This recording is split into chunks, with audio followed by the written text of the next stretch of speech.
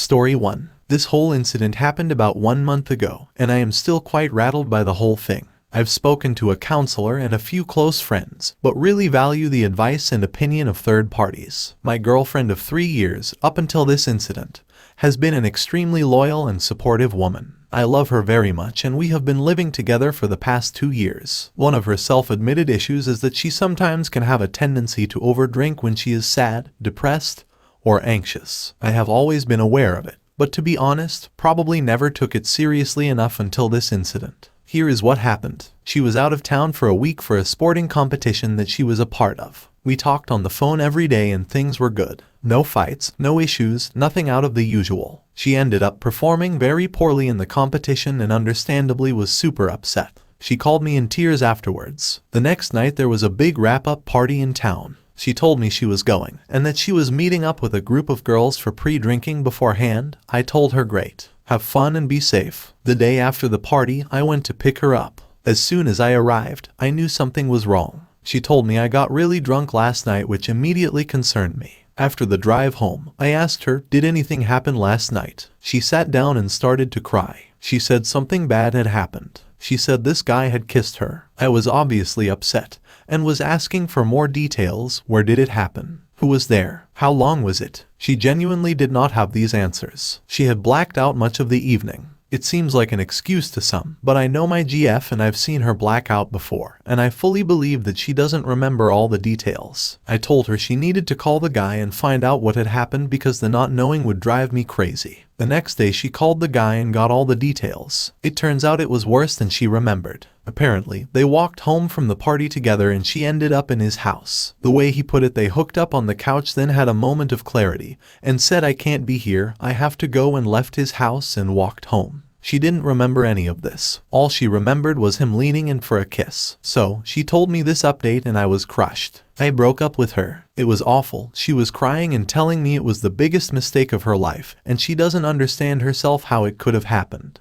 Backstory here, the other guy in this situation is someone she trusted, a friend she has had through work for about 7 years. They no longer work together, but they kept in touch from time to time in a friendly way. I was always concerned with his intentions, but my girlfriend never hid their communications from me or anything like that, so I was always okay with it. I think this is why she ended up walking home with him. She trusted him, and he was probably flirting with her and making her feel good about herself when she was in a very drunk and depressed state. I still will never know or understand how she ended up in his house, on his couch, and that really hurts. We had been broken up for about 5 days. She went to her mother's house for the time being. We connected regularly and she expressed deep regret, remorse, and ownership of her actions. She also fully admitted her problem with alcohol and expressed true desire to change for the better. I was starting to entertain the idea of forgiveness, but was still very hurt, angry, and betrayed. Then the next day I literally almost run into the other guy. It was as if the universe wanted me to talk to him. I really feel that way because he lives in a different city and the odds of us running into each other where we did was really low. I had a mini panic attack and then approached him and said we need to talk. I told him I was very upset and that my girlfriend couldn't remember everything, and I wanted to know what had happened. He told me everything. There was nothing pre-planned or premeditated. He told me about the phone call he had with her where she told him she couldn't remember anything, and he felt really awful about what had happened. I could see by the look on his face he realized he had done something wrong. I asked him directly, did you have sex with her? And he said no. I asked him again, are you sure you didn't have sex with her? He said no. Then he said, we made out on the couch. I had my hands down her pants. I had to put a condom on, but it never got to that point. She apparently said, I can't be here, I have to go, and left. This conversation changed my whole perspective on what had happened.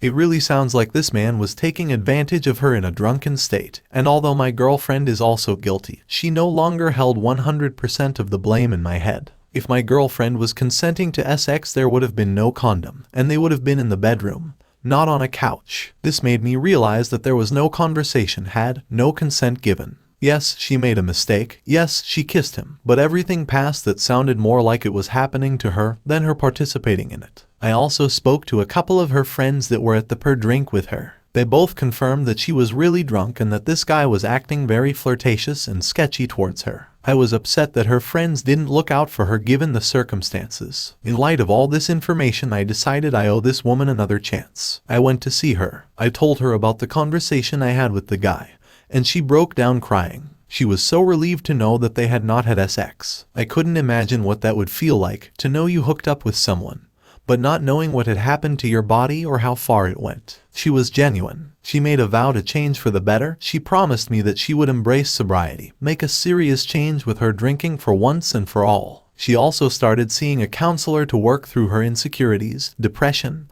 and relationship with alcohol. So I took her back. We have now been back living together for 3 weeks. She hasn't had a drop of alcohol, and I do see a true change in her. That said, I am plagued by replaying that evening over and over again in my head and overanalyzing everything. We talked about it lots, but sometimes she gets really down when we talk about it because of how ashamed and guilty she feels about it. Do you think I made a mistake giving this woman another chance? Do you think in time I will forget about that evening and feel normal again? Is it a good or bad idea to keep talking about that evening? For the people asking about our ages, I am 28 male and she is 30 female. Although most would agree she is a young soul and I am an older soul. Comment, and honestly, there's a good chance they just matched up stories. Original poster, I appreciate you playing devil's advocate, as hard as it is for me to hear. But I know they didn't match up stories. I've seen all the correspondence they've had. I only ran into the guy by chance. Neither me, my girlfriend, or this other guy knew that conversation would happen. It was really a serendipitous run and that he definitely didn't expect. And yes, the guy could have lied to my face about what happened, but my gut tells me he was telling me the truth.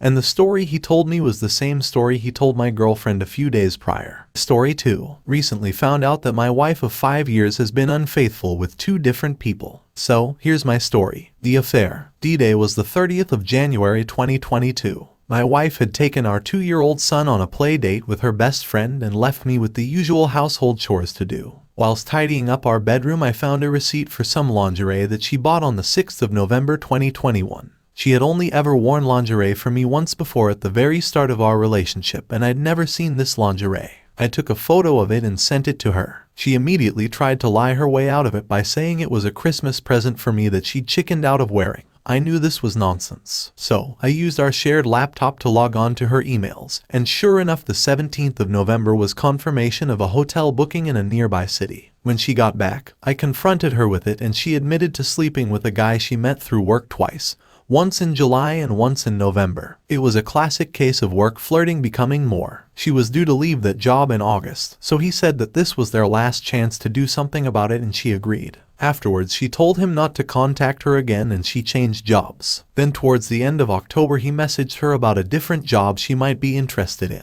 The messaging started again and resulted in another meetup. Afterwards, she told him not to contact her again and this time blocked his number. He was older than her and divorced. My entire world fell apart. I could barely get out of bed in the morning. I promised her that I wouldn't make any rash decisions and we began to discuss what happened. She said that she blocked his number because she knew he wouldn't stop contacting her, and that she wanted to have the life she had with me and our son, and keeping in contact with him would always prevent that. She knew she wasn't special and that she was probably one of dozens of women he was contacting, and there was never anything over than sex and physical attraction between them. She said she was glad I found out because it made her realize just what it was she had to lose. I asked her over and over if there was anything else she needed to tell me and she said no. But I was still suspicious. I don't know why, but about a week later I went on to her emails again. After lots of searching, I found a message about a hotel meetup from a guy with an anonymous email from 2018. I confronted her again. She admitted to joining a dating website in early 2018.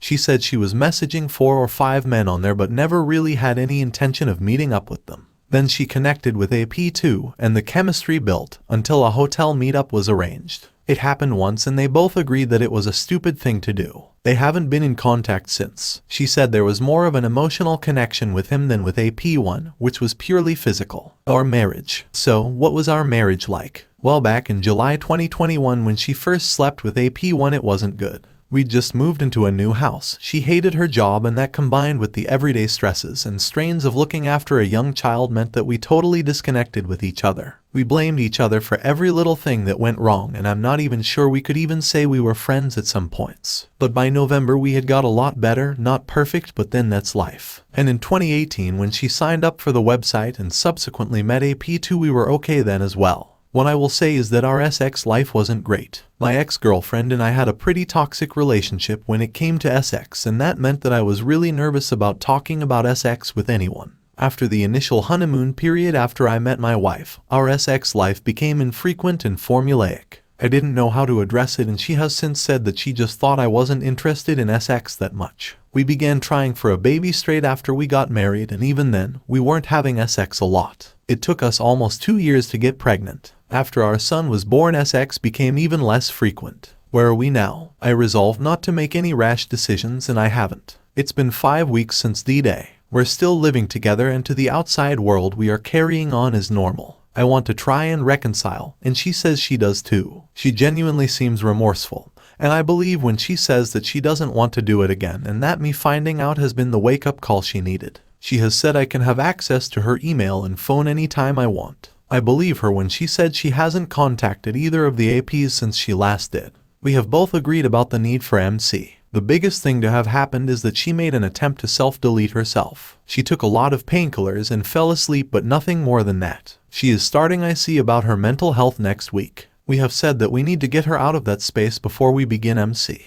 On a day-to-day basis, our marriage is much improved. We're more open with each other about things, and we have made the effort to spend more time together. We are actually enjoying each other's company again. And our sex life has improved 100%. We can't keep our hands off each other. I know it's probably unhealthy, and we're using sex to cover up a myriad of other issues, but we're both enjoying the ride. I also understand why people have open marriages. It isn't the physical act of her having sex with someone else I find difficult to get over, but the lies that went around it that I really struggle with. There's lots of things still to be addressed. It feels like there's a whole other side to my wife that I didn't know about and can't relate to. The woman I thought I knew wouldn't have had sex with a married stranger even when she was single. And I'm not convinced I've heard the entire truth. I don't think she's out and out lied to me again, but I do think she's holding back. I'm hoping her IC will make her realize the need to get everything out in the open, even if it means the end of the marriage. Have I made the right decisions to try and I don't know, but there's nothing that has told me that I've made the wrong one. I keep asking myself the same 3 questions. Do I still love her? Do I still want to be married to her? Do I believe her when she says she's not going to cheat again? As long as the answers to those 3 questions are yes, then I think I will try keep the man alive. I'm not sure what I want from this site. Hope that we can get through this. Validation that we're doing the right things. Just a place to vent.